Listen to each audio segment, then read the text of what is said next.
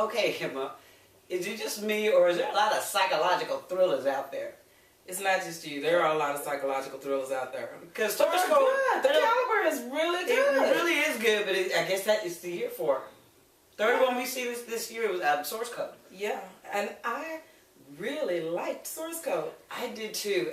Even though it had that Groundhog Day feel, but it wasn't. No. Yes, it did, because you kept going back to the same time, but it changed every time. That was the only thing that was different.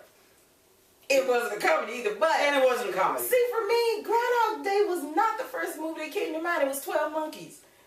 I immediately thought of 12 Monkeys. Yeah, because remember Bruce Willis kept going back until he finally fixed it and he actually saw his own stuff. That's true. It was the but I also thought it was going to have more, I don't know, about computers. I'm glad it didn't have anything about computers. I messed with that all day long. I was glad.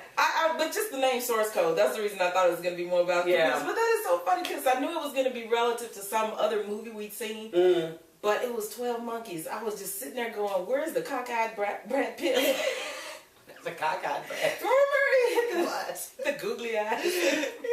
That's true. Funny. But I like this movie. I liked it too. The effects were really good, and I love the ending.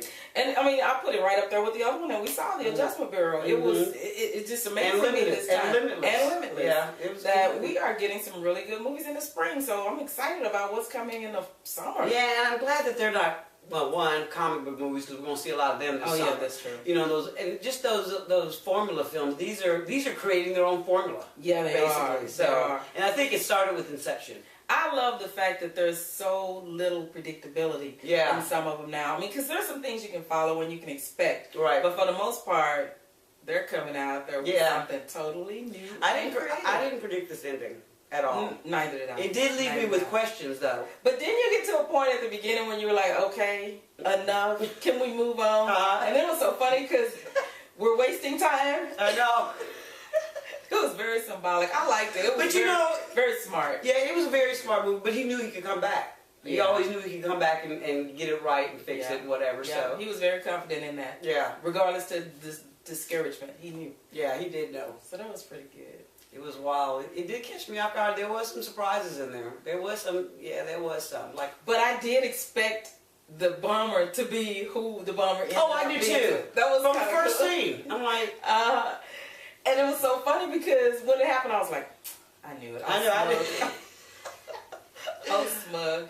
But so, needless to say, you are giving it. Oh, definitely a green light. Me too. Green light all the way. Yeah. Love it. Yeah.